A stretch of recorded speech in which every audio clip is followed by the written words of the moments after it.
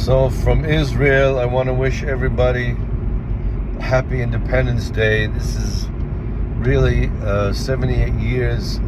It's a celebration not just for the Jewish people and the citizens of Israel, of which the Jewish people are proud that as a democracy, we have so many different Christian and Muslim and Druze and Bedouin and so many different people here that have full-fledged citizenship.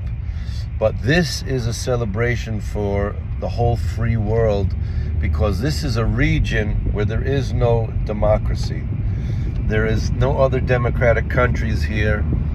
There's either dictatorships or monarchies or, Islamic fanatical regimes. And Israel has stood up for the whole world in showing that it is possible for everyone to live together, and we don't have to force everyone to believe the same thing. And that's the importance of having an open democratic society. And I just want to say that, I've been telling people about the miracles we've seen in Israel, but just as I explained to people, God many times, what he does is he uses evil and turns it around. It uses the evil against itself for the good.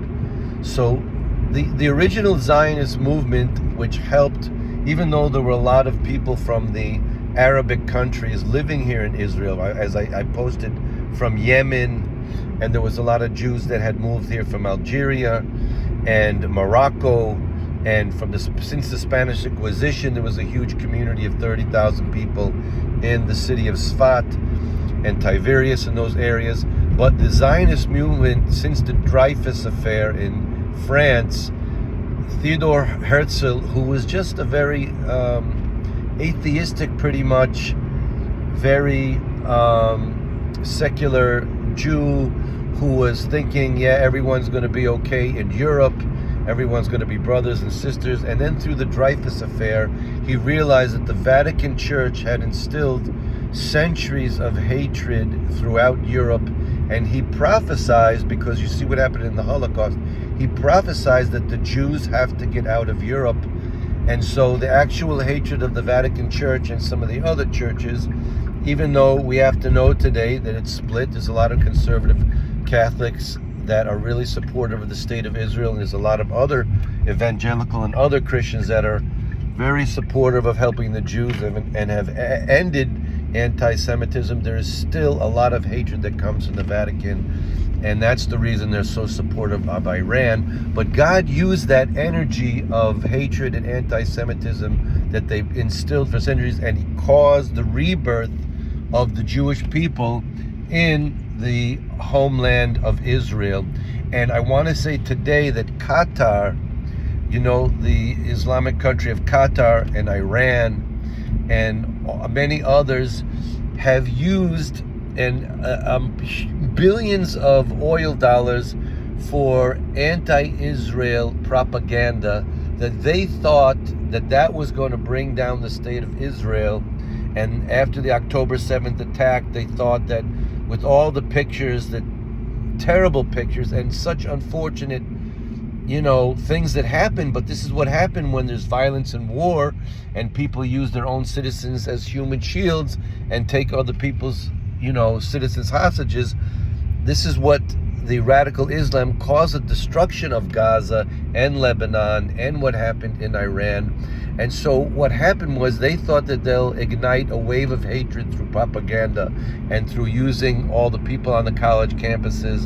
And what did they do? Do you know how the celebration in Israel is so strong on this Independence Day? Because thousands and thousands of people that never would have, Jews that would never have thought of coming to Israel, are now living in Israel, realizing it's not safe for them because of all this propaganda, living outside of the land. So, in Israel, I can just tell you the message is, whatever you want to give as your version of God, if you want to give it a name, if you want to say it's Yeshua, Jehovah, if you want to say it's the unknown, the supreme reality, whatever you want, the self, the unknown, whatever you want to say.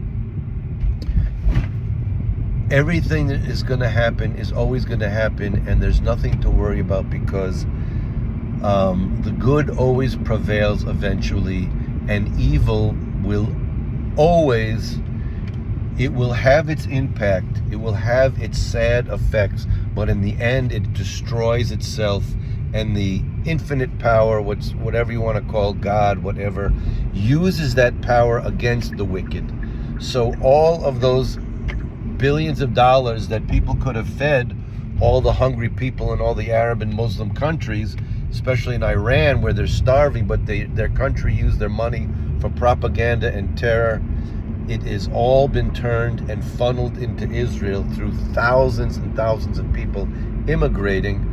And we also have so many new people and Christians supporting us who are understanding that Israel is on the front line for freedom of not only religion, but is against this Islamic wave that's trying to take over Western free Christian Judeo society.